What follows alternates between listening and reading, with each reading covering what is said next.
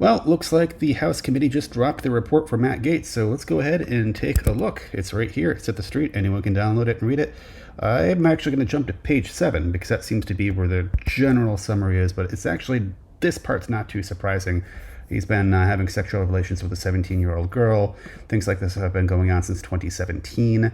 There's a reference here to cocaine and ecstasy, and later on in the report, Molly comes up as well.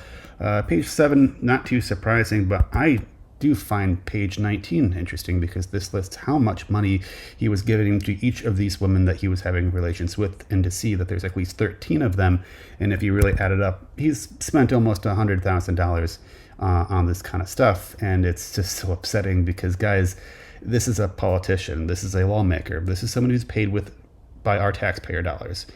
This is someone who expresses himself to be a Christian and a moral authority. And to see that someone's spending almost $100,000 across at least 13 different women that we know of for this kind of stuff is eyebrow raising and highly alarming, and something that I would expect more from our politicians. I would expect them to be held to a higher standard, rather. Especially on page 23, we can see here a cell phone conversation where he does ask if the two girls are old enough to drink alcohol, despite being the fact he had a previous relationship with a 17-year-old. But then he, of course, ends the conversation, or at least we can see the last part of the conversation here, is asking whether or not they have ever tried Molly.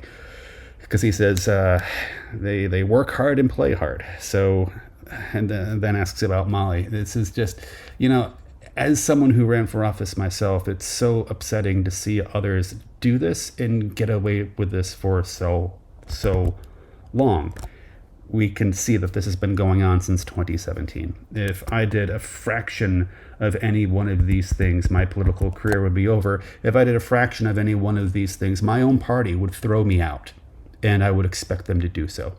But we don't really see that happening here, at least not without begrudgingly, because we've seen how Marjorie Taylor Greene and others would say things along the lines of, well, if you're going to release this information, release all information, even though they don't reference what that means. We should be holding our politicians to a higher standard. If we all keep voting for crummy politicians like this, you're going to get crummy politics. So it's interesting, but go ahead and let me know in the comments what you all think. You can download the report yourself. It's 42 pages, and let me know in the comments what sticks out to you.